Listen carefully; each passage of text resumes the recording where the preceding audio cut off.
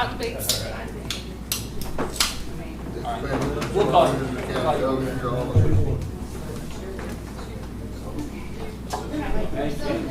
Yeah, I understand. That's All right, I exactly- call this meeting to the Young County Commissioners Court to order. Let the record show it is 9:31 a.m. We have 4 of the members of the court present. We are streaming live on the YouTube channel. If you're watching and you'd like to call in and make a comment, the phone number is 940-221-2107. This is a budget workshop, so we're going to skip right to the announcements. The one announcement I would like to make is the last Commissioners Court got a little bit out of control with people not allowing other people to speak. So we welcome everybody who wants to speak, and you know, if we can't let the person speak, we're going to ask you to leave. But we welcome everyone to speak, and we think everyone should be able to speak uninterrupted and without being heckled and booed and jeered at. So if hopefully we can follow the rules and have a really, really good discussion. Are there any other announcements? Then we will move into the public comment section of the meeting, and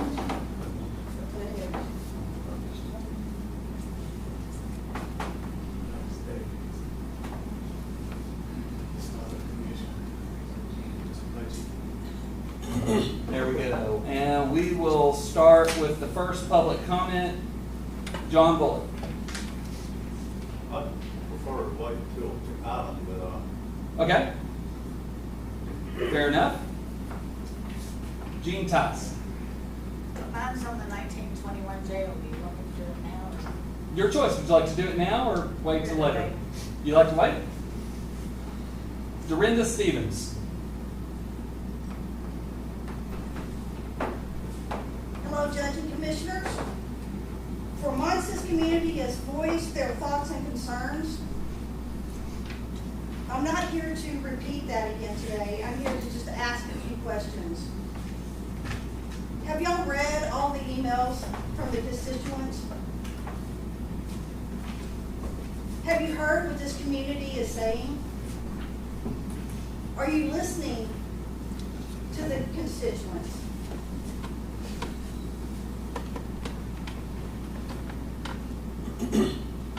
Are y'all paying attention to what this community wants? Are you going to do your best to protect this community? It seems like I've been here and I've been listening to a lot of these on YouTube, all the commissioner reports, and it seems like this community is trying to make a voice, and it really feels like it's falling on deaf ears. That's my opinion. Thank you. Ryan Moat.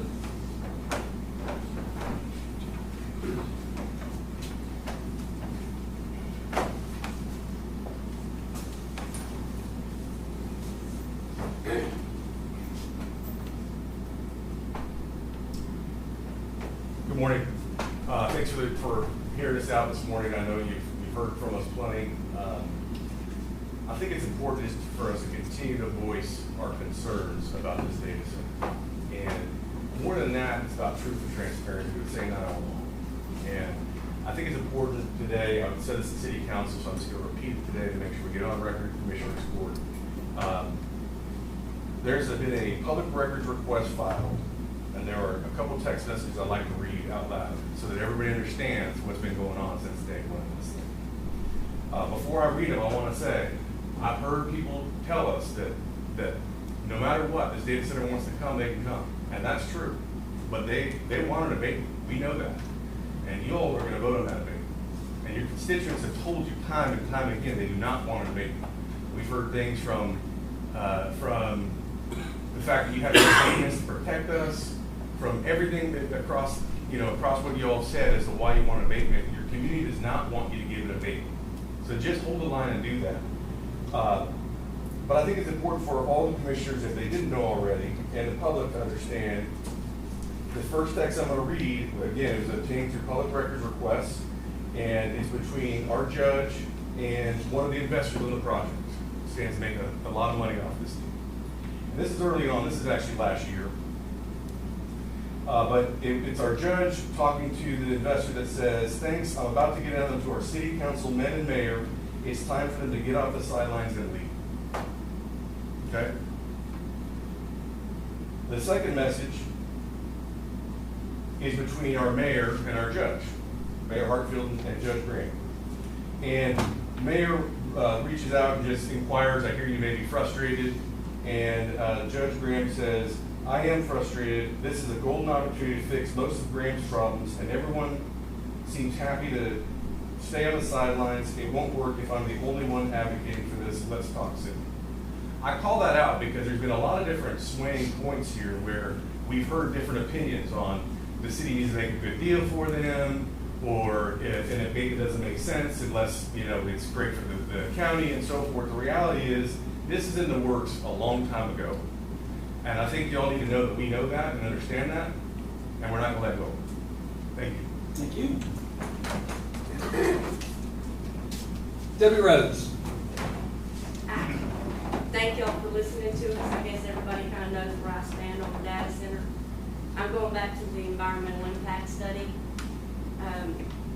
I don't know how you can even start to have an informed opinion about the effect this will have on our county, the county that you guys reside over, if you have no idea what the impact will be on the environment. That's been the major concern of a lot of the people that live out there, and people that just live in the county. And June 11th, I had a meeting with one of Stream's reps, Oshie, and I asked him, has the city or the county even asked to see the environmental impact study? And he said no. I find that very concerning. The fact that you're advocating for this, Judge, because you think it'll fix all of Graham's problems. You know, I love Graham. I want Graham to get their problems fixed too, but not at the cost of the constituents of the county that you're supposed to represent. You said one time, as far as taxes goes, that other than the school and the hospital, the rest of us could take it on the chin. That's one thing.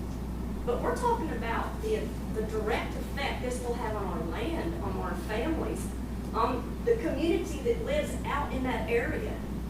That's under your purview. And you're ready to let them take the hit on the chin for that so that the city can fix their problems. I don't think that's right. And we've all voiced our concerns. You've heard them all, but I think they're falling on deaf ears, as it's been said before. I just want you to know that's my concern. And the fact that I asked earlier if you were going to do a study of our own that Stream didn't pay for, just an independent study to know what the impacts would be on the environment. You said yes. I don't see any proof of that having happened. You haven't even asked to see their environmental impact study. So those are great concerns of mine. You've done a lot of really good things for this county, but I find it sad that your legacy will probably be the two hills you're dying on right now, and that's the data center and turning our jail into a bathroom. I'm sorry, but that's just how I see it, and that's a real shame. Thank you.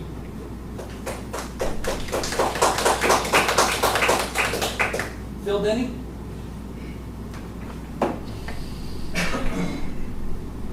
Yeah, I wanted to talk a little bit about the tax abatement. So it's my understanding the way a 10-year tax abatement works is it's backloaded, which means they don't pay much property tax at the front, 50% or whatever, and then they pay most of it back in. So my concern is that in 10 years, there's speculation that data centers on land will be obsolete. Elon Musk is already rumored to be starting some kind of data centers in satellite.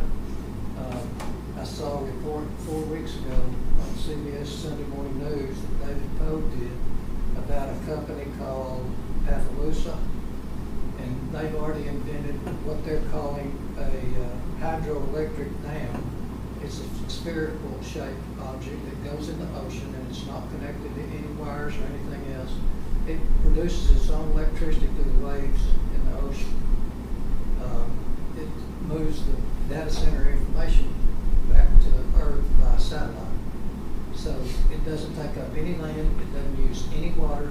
So I think those are gonna be replacing what we're looking at now, and we're gonna end up with 300,000 square foot buildings out here that we don't know what to do with unless we stack hay.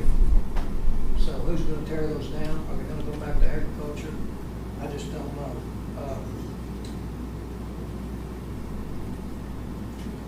So these are completely self-sustaining, and the company is going to be operational. They made 3 prototypes that have been successful. They showed them on the television and how they worked.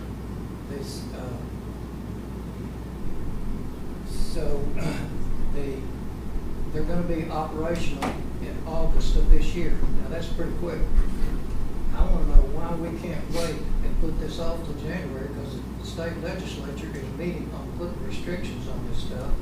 Where, you know, y'all have said before, back on the solar farm, that we don't have any control over it unless we do an abatement. So let's wait till January and see what Governor Abbott and David Spiller's already working on a bill to introduce in the legislature to put guidelines with these people. This thing is operational, and it's they're fully funded. They don't need any money. He wasn't trying to go for money, but he's already got investors, and I think it's going to be something that we're going to end up looking at. And if they start building on that data center out there, and you take away the peace and quiet of this community, then that's going to be something that you got to live with. Thank you. Angela Mulder? Did I say that right? Yes, sir. Thank you for the opportunity to speak and share our thoughts with you guys. When you ask these data centers how much water they will use, they say initial fill and sinks and toilets. They don't tell us anything about how much is going to be used during construction or indirectly through energy production. The term indirect water use has not even been mentioned. It hasn't been explained to us. Indirect water use means that data centers also use water indirectly through the extensive energy that they consume. This is what they are not telling us about. Data centers themselves require electricity, and some of the more water-efficient cooling systems use the most electricity to operate. As AI computing chips get more powerful and hotter, the need for cooling increases, and that means more energy required, which results in more water usage. So what this means for closed loop systems is that a closed loop system does reduce most on-site or direct water use, but not the water used for generating electricity. So even a zero water data center carries a large water footprint unless it is powered by renewable resources. So the key thing to remember here is that a closed loop system could use just as much water or even more water than a water-cooled system, because of the indirect water usage needed to generate electricity to run the data center. This right here is why data centers cannot be trusted. They are not reporting the true numbers. They're not telling us all of the information. The state is responding to the concerns of the people, though. Texas has shifted from aggressively courting data centers to tightening their oversight. Just in June, Abbott directed public utilities to ensure that the infrastructure costs required to construct and serve data centers are not passed on to its customers. He released sweeping regulatory recommendations on data centers, as well as outdated or unnecessary incentives for data centers. We are in a position here in Young County where we can wait and see what happens, but we have to give the state time to set these regulations.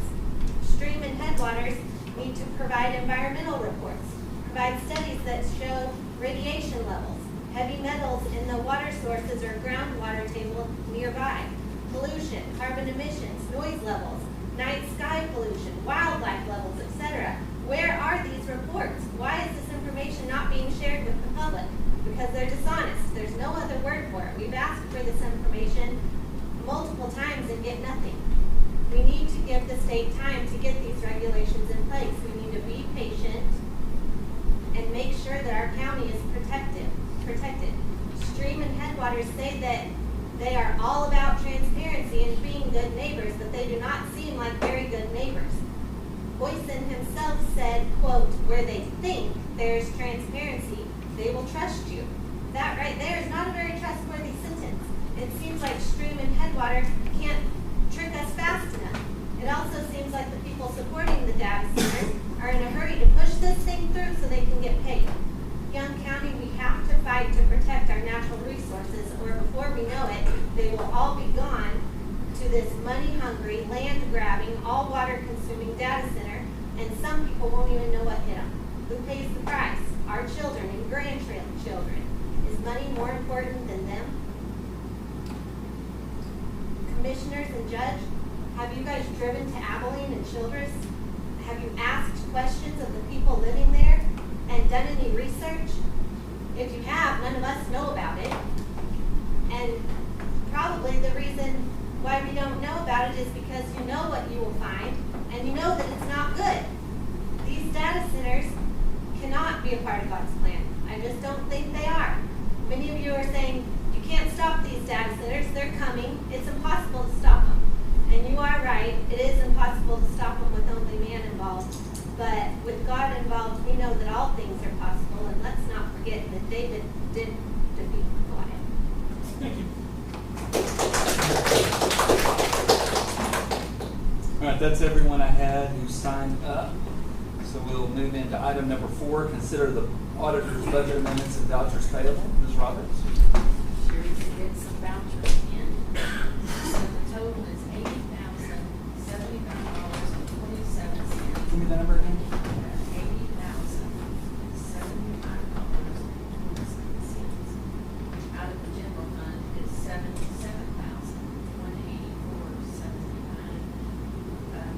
Few of the bigger things in here that we have, usually towards the middle of the year, they stock up here's like what we need on the equipment. That was $28,000. Grant cost $25,000, and then we pay for it, pension, promotion, $10,000. Gotcha. So that's the biggest part of all of that. All right, we have a motion to approve.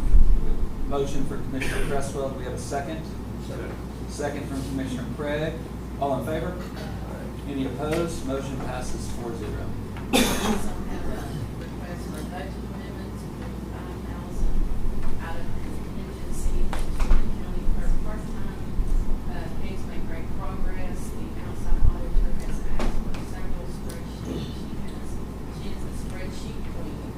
Thank goodness, she's the perfect one to be doing this. But there's still work to be done, and things will be figured out. So I'd like to move $5,000 contingency into the county clerk part-time. So I move. We have a motion from Commissioner Cresswell and a second from Commissioner Wiley. All in favor? Aye. Any opposed? Motion passes 4-0.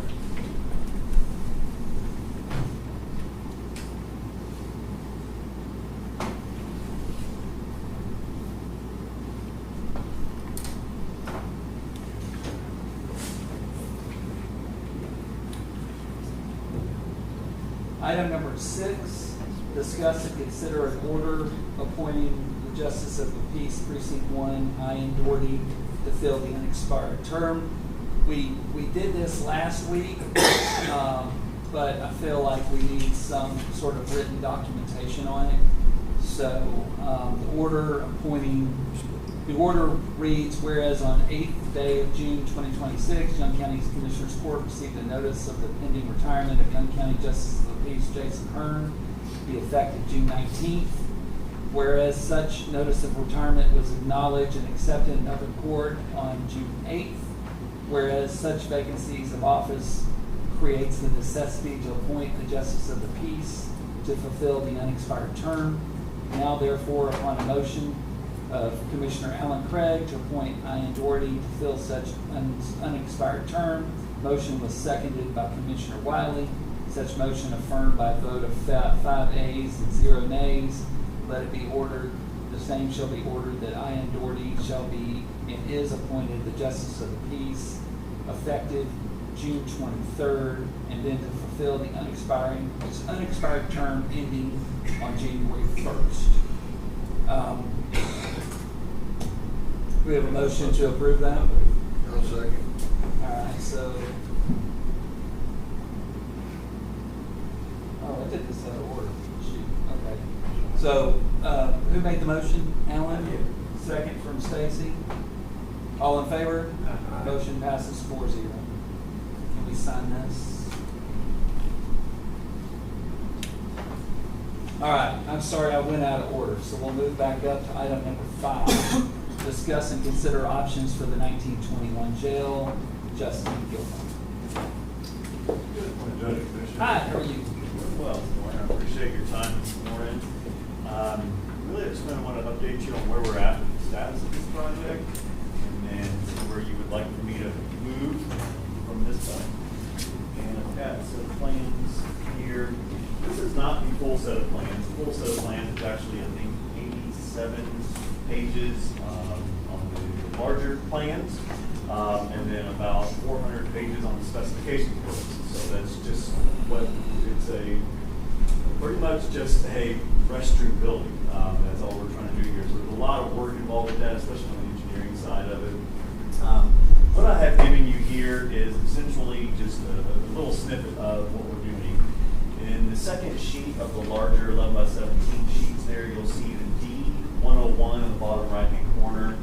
This is the demolition plan on the project, and this is everything that we're taking out of the existing building on the ground floor.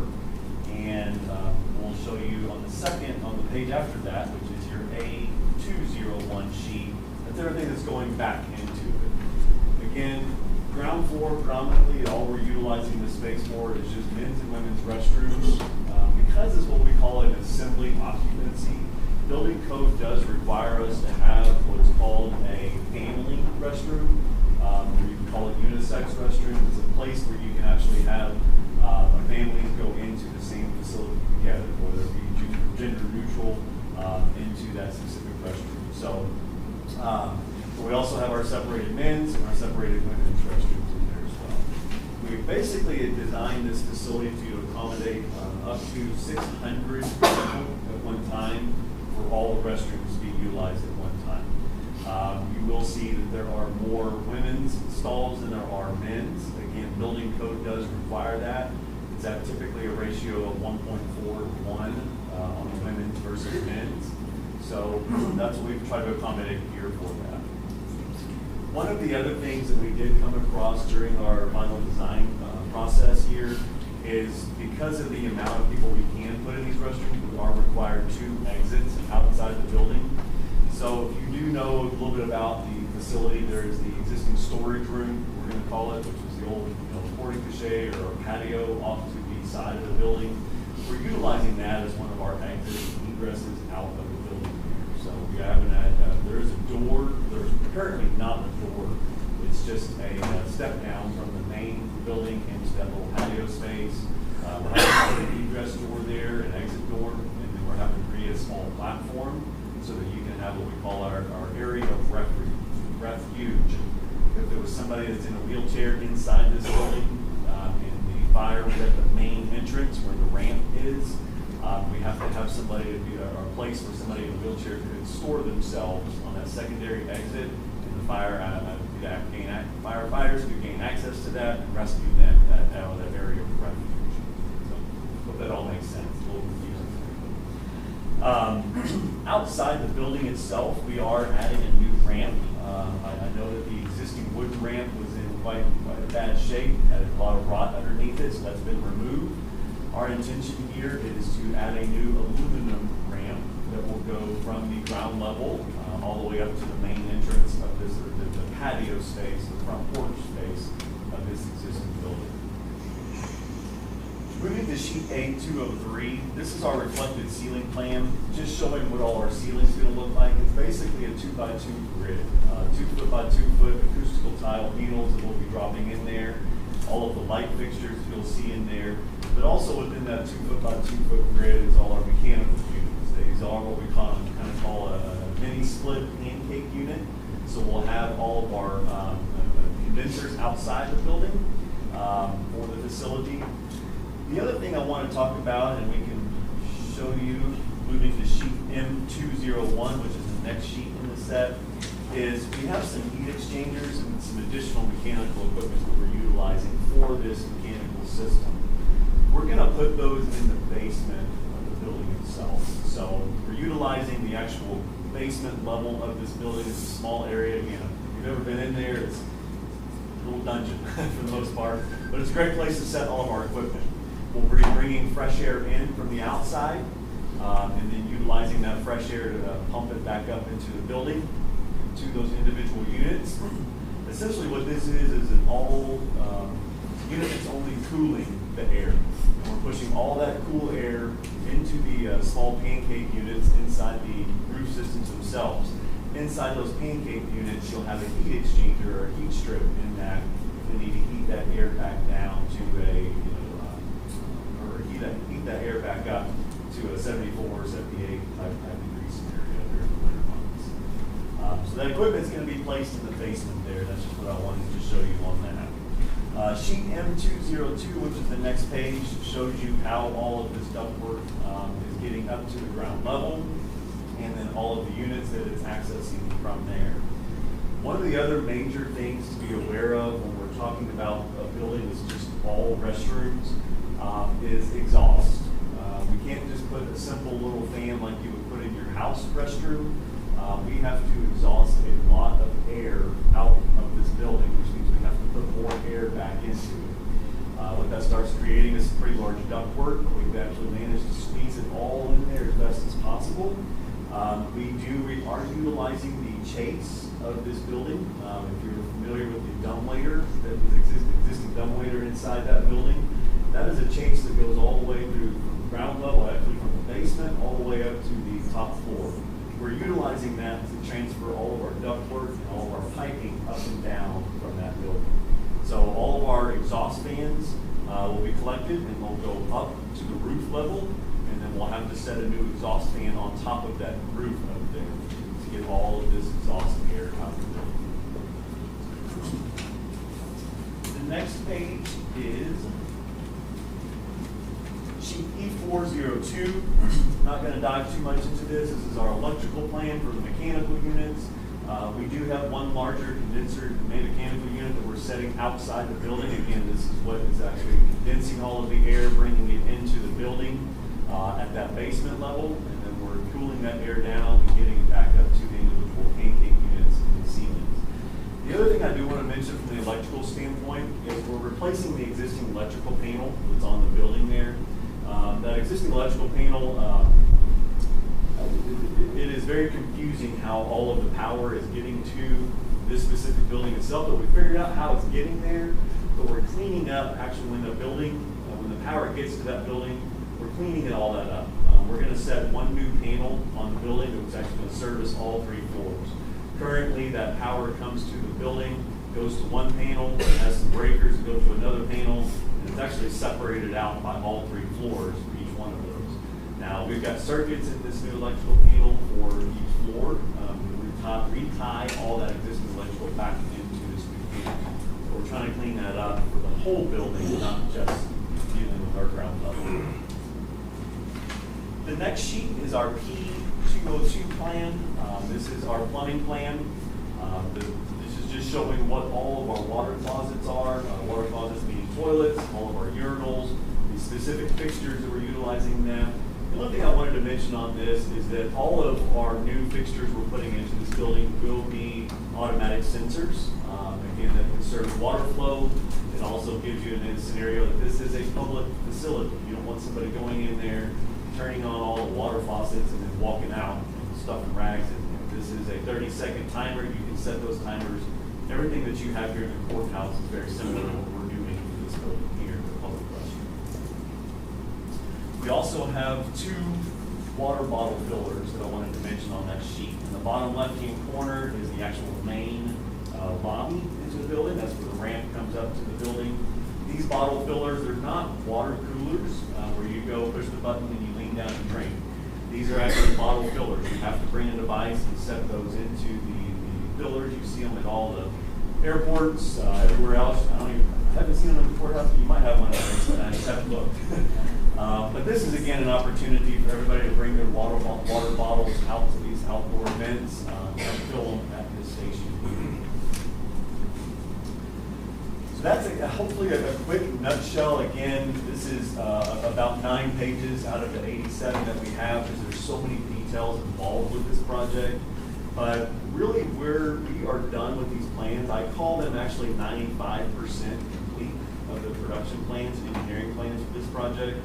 That gets us to a point where I can send these plans out to bid. If we want to put them out to bid to general contractors, I can also submit them for permitting to the city of Graham if we want to do that.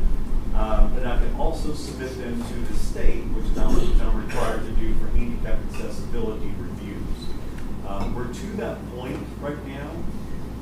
And so really what I wanted to bring to you today is the plans, kind of where they're updated, answer any questions you might have, and then see where you want me to go next. Now, there are 2 sheets on the front of this page of these documents that I've given you. What this is just what we consider to be our advertisement. If we want to set these plans out to bid, we have to publicly advertise that. We have to run it in the local papers at a minimum, 2 consecutive weeks. And then I will do my best to put it out to as many general contractors as I know to get us the best pricing to take that. In order to do that, I would need the court's permission to do that, if you so choose. And my suggestion that I've highlighted here, if you move forward today, I would suggest that we take those plans, those bids back at 2 p.m., which is a Thursday, August 6th, in the county auditor's office. We also, because this project is a existing building, we're remodeling it. It is a historical building that we're remodeling. We want to make sure everybody that is bidding on this project is setting their eyes and their boots on this building to make sure that they understand what they're dealing with.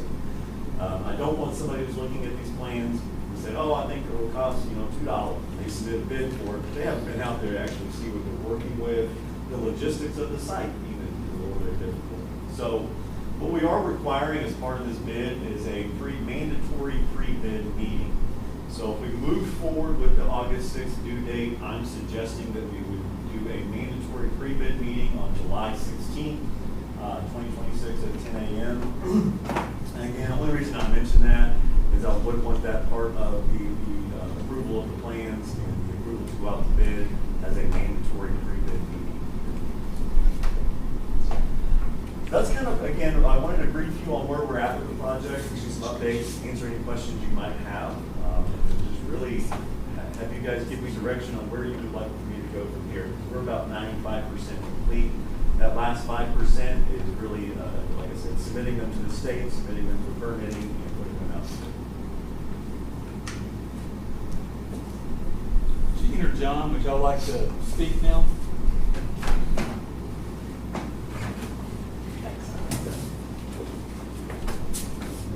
I just wanted to give them a copy of the suggested project phasing and opinion and probable cost that was in the Komatsu report. I doubt y'all have looked at it since August of 23 when he presented it to the court.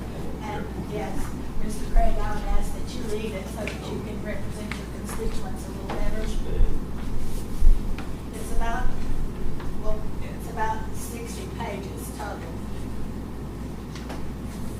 But this shows that its total project cost is from $470 to $490,000, which is less than the cost of the restrooms to destroy the bottom floor. It gives the phases of the project, and I don't know whether this gentleman, whether they do other things, maybe he could restore the building also, if it's a possibility. A big one for Timmy. And I just brought some of our brochures to tell a little bit. I don't know, have you ever been in? I guess everybody's been in the building then.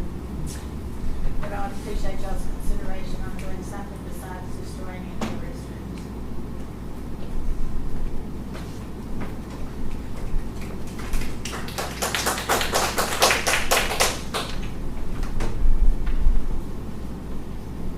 Thank you very much for the opportunity to speak to you a little bit. If you please, the court, again. In 2020, 21, and 22, there was a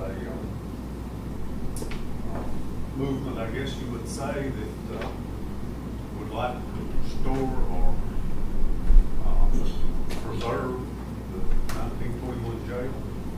There was a lot of people in the county, in the city, throughout the county, donating money to that, and donated specifically for the 1921 jail.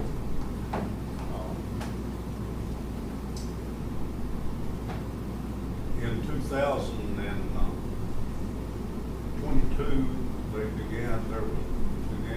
begun a structural study of this 2021 jail. It was performed by a architectural firm called Komatsu, Carl Komatsu being primary. Just for information, he was a classmate of our past Peter Brown. He did a thorough study on that. It included a structural evaluation, which saw the building very sound. The structural part of it was in good condition. There was some folks on this court that wanted the structure gone, wanted it demolished. The 2000 COVID epidemic postponed some of that a good bit. And we had a person in 22 stand up here and tell us what was going to happen to that jail and how it was going to be when they had no power to do that. It didn't even belong to them. But the point of the story is the community had a goal, I guess you would say, of getting this building preserved, and it's got a marker on it. It's a registered Texas historical landmark on it. The funds that were donated to that allowed us to receive a planning grant, matching planning grant, $28,000 some odd dollars. So the historical commission at the time furnished half of that grant, and the State Historical Society, State Historical Commission, and their preservation grant purposes, they furnished the other half of that to do the planning grant, and that's what furnished the funds for the Komatsu firm to do their historical evaluation, which they did a great job, and you have it in your records. I'm sure some of you have seen it. I don't know, Justin might have seen it. But there are many in this community that would prefer that over public record. So I would encourage you to delay any action that you had on that until a later time. That's my Thank you.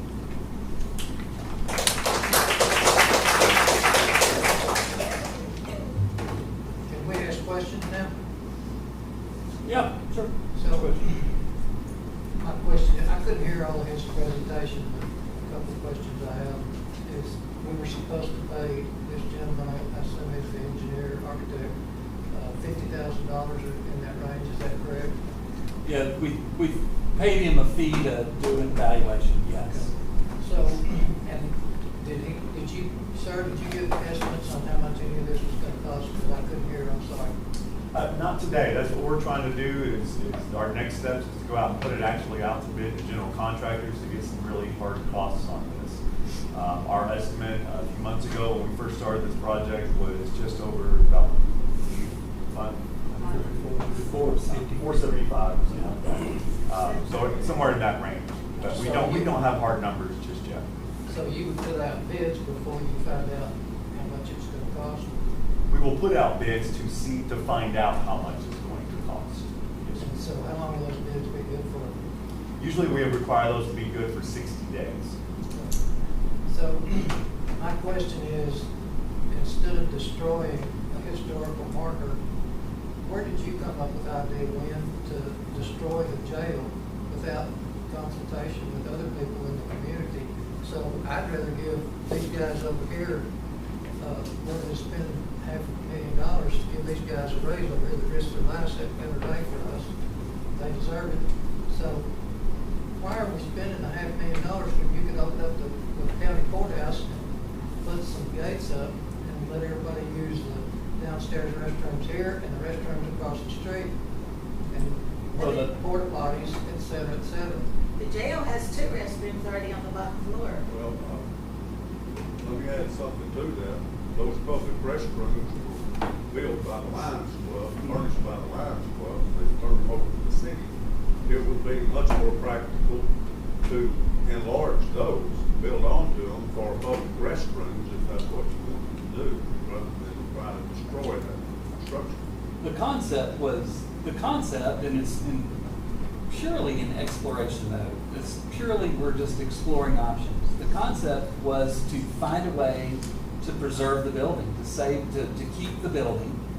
And this was an idea as to what you could do to turn it into something that's usable and still preserve the options to do something different with the second and third floor later. So much, the building really isn't usable. The crisis center moved out of it because it wasn't safe with the electrical and everything that's in there. There's a lot of America with Disability Act issues with the building. And the idea was to be able to make it functional and to be able to put it into use and preserve the exterior of the building, which is what I think most people are concerned about, or at least I thought most people were concerned about, and retaining options to be able to do something else with the other floors later is what the idea was. Mr. Komatsu provided numerous suggestions for restoring the building and restoring it. So, did y'all read those reports? I did, you read the reports? and we've attempted to get retail into that building. I've shown it to a restaurant, a couple of different restaurant people, to see if we can put a restaurant in there. There's the problem is to make that building usable, it's going to take a lot of money. $500,000, which is what you plan to use at least for the restrooms on the bottom floor. The $500,000 or $470,000 to $490,000 that Mr. Komatsu said was the whole 3-story building was due. Yeah. I asked that you do that, not do it now. Mr. Craig has not even read that report, and for him to vote now is not a good thing. Yes. The $450,000, $500,000 at the time would have gone a long ways toward the matching funds that we have done. Yes. What about the situation where some nonprofits approached you to use that for their offices, and they had some people that wrote grants that they offered their Well, services? I did ask our grant writer to go out and find grants that we could use, and he couldn't find anything that we would be eligible for to use. So, I mean, as far as looking for grants, I did look for grants. It was Well, on. the THC has grants. Did he go to them? The grant writer. Did I personally? No. Did I ask the grant writer to go look for grants, and he went and looked for grants, and he told me he couldn't find anything. Restoring wasn't an option for this school. They don't want to do that. Well, my question was about the nonprofits that had approached you to use that for offices. Right, they wanted, I mean, what their request was is that the county would spend the money to restore the building and then, support the building, pay for the building, maintain the building, and then they would use the building. That was the proposal that was. And then they were gonna do grant writing for you as part of their payment for Well, that was, offers. one person said that they would look for a grant, and then I turned it over to our grant writer and said, this is one of the things we're looking for, and he never could find a grant to bring to them. They told me that they offered to do grant writing for the county for free for using the That's building. not how I remember the conversation. That, I wasn't there, so I. Yeah, that's not how I remember. They asked to look for a grant for this purpose, and I had a grant writer, so I asked our grant writer to look into it. Brian? Yeah, just wanted to ask, so outside, I know this is all exploratory and like beginning stages, but any thought had been into an analysis on what the maintenance costs, cleaning costs, water costs, electric costs, all the other costs here that come with having that as an active floor, and doing an Yeah. analysis of what it costs now versus what it will cost? Pretty sure your insurance is gonna go up as well and other things. Just wanna make sure you all consider that before you vote. Yeah, and we have. I mean, that's, Can you release it? well, I mean, the idea would be that we would then allow the city of Grand to operate it, and then they would be responsible for that. So, but I presume that they would wanna know what that would cost to maintain. So will we see that? Oh, well, I mean, honestly, if the city's doing it, I don't care. I mean, I don't know. I guess. I guess what I'm asking, did you do the analysis or not? Oh, no, I did the analysis in the sense that this plan, we wouldn't be responsible for it. That's what I was responding to. When you mean that, do you mean you're turning it over to the city? Is that what you're doing? We would just lease it to the city to be able to, they would manage it. They would pick up the maintenance costs, cleaning costs, water costs. That would be the idea. Did you see the thing that Kelly LaFarge put together? She said she reached out to you and it was something to do with, was it an NCTC grant? Did you see that? That happened this weekend? Yeah, she sent it to me yesterday, yes. Would you consider looking into that? She looked like she kind of did some research on that. Well, I mean, she has a concept that she threw into AI, and I think it's an interesting idea. I mean that's something we could do also at the library. That's something we could do at NCTC. Another part of it is, and then Komatsu did address this. I mean, we don't need another museum. We've got 2 museums within walking distance, so that would be turning it into a museum. So why do you listen to Komatsu on that, but not his other recommendations? Like, what were his other recommendations? They were having services for the city outside this whole Right. door. I mean, there were a lot of things in there, and we've tried to. I mean, I have shown it to a number of people about turning it into a retail space. Shown another It'd be a people good venue place, it'd be good for movies, it'd be good for movies. It's a big setting. How would you do a movie? To be used for a set for Texas. props Oh. for movies. Motion picture. I find it hard to believe that in a small building like that, they can actually film TV shows in there. I mean, typically when they do stuff like that, they do it in a studio. They'll film the outside, and then they'll do a. There was a operation, they went out here and made a for TV movie on this old bridge that sits out here that the county belongs. No, I mean outdoor stuff, but as far as filming inside the jail, you really think that that's something they would There do? was a spot out here they used for settings for some kind of airplane setting. Right, an outdoor setting, yes, I agree. Part of that. And then the idea would be, you still would preserve the outside of it to leave all those, again, the idea was make it usable and preserve all your options for the building. The problem is, a restroom is just so disrespectful for historical site.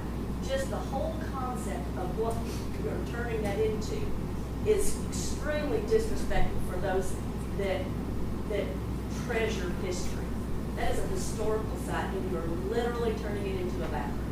And that vent he wants to use all the way up to the top, that dummy waiter, it had a historical story of its own. And it's in the brochure. There's stories that go with all that. That means something to some of us. It may not to you, and that's fine, but there's a whole bunch of us that it does.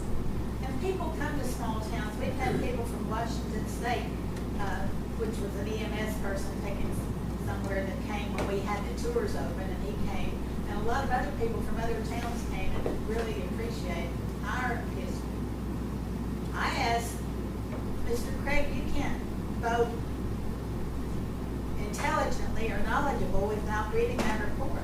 I asked that you postpone this.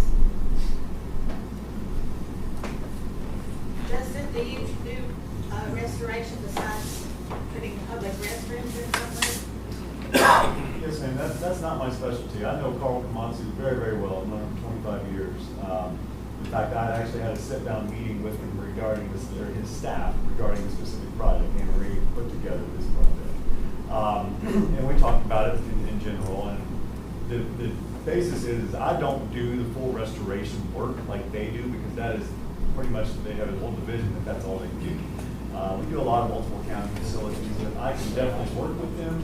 They're two separate projects, though.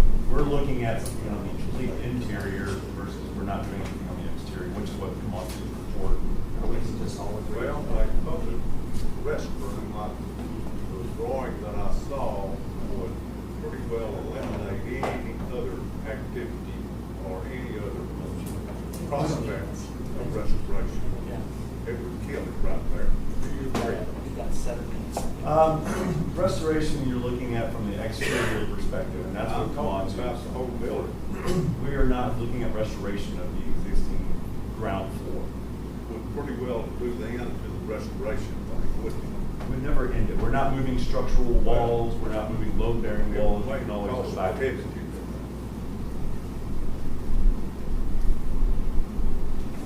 that, in my opinion, that's the intent here.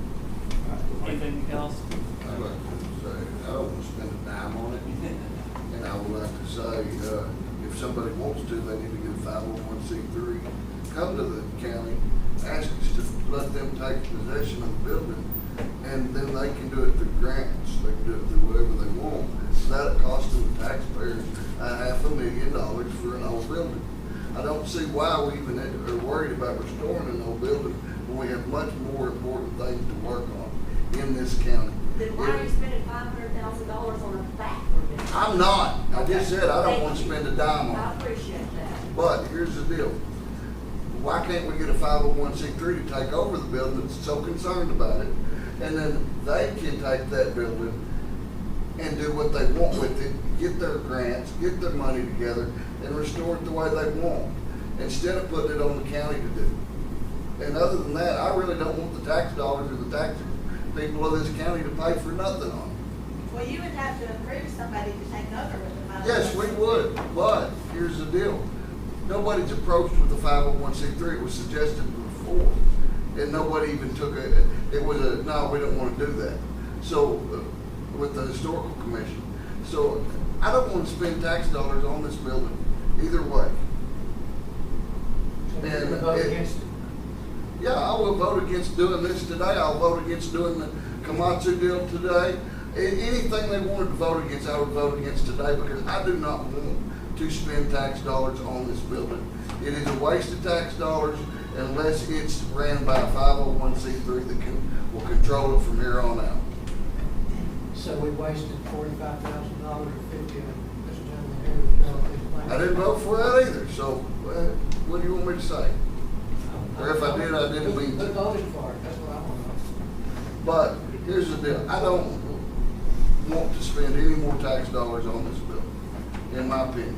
I think it's a building that has been here, it's ran its purpose, and yes, it's historical, it's an old building, but it's still just an old building to me.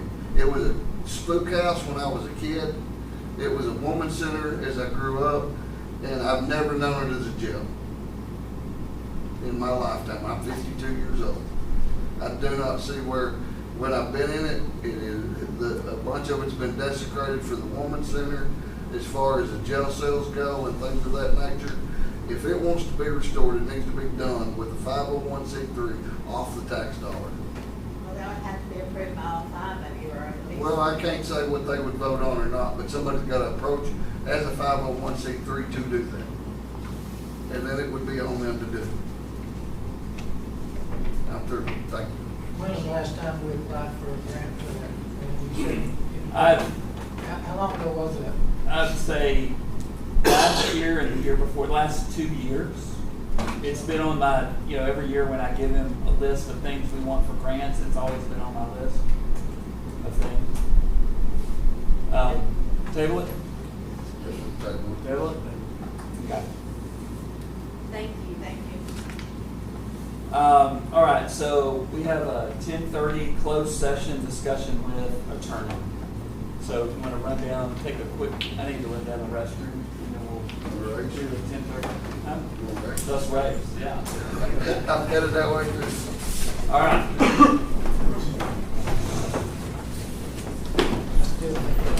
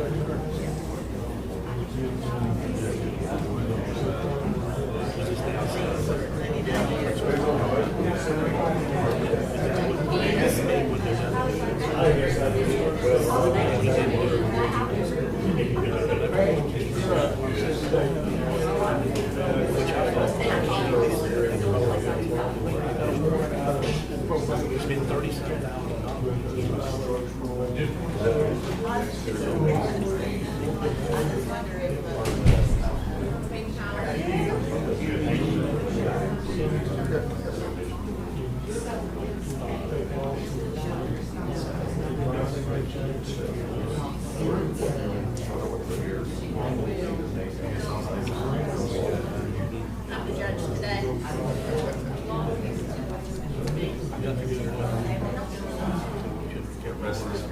Yeah. The rest of it?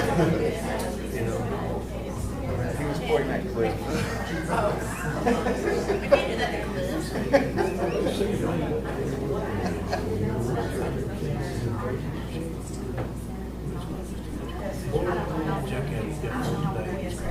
Not that great.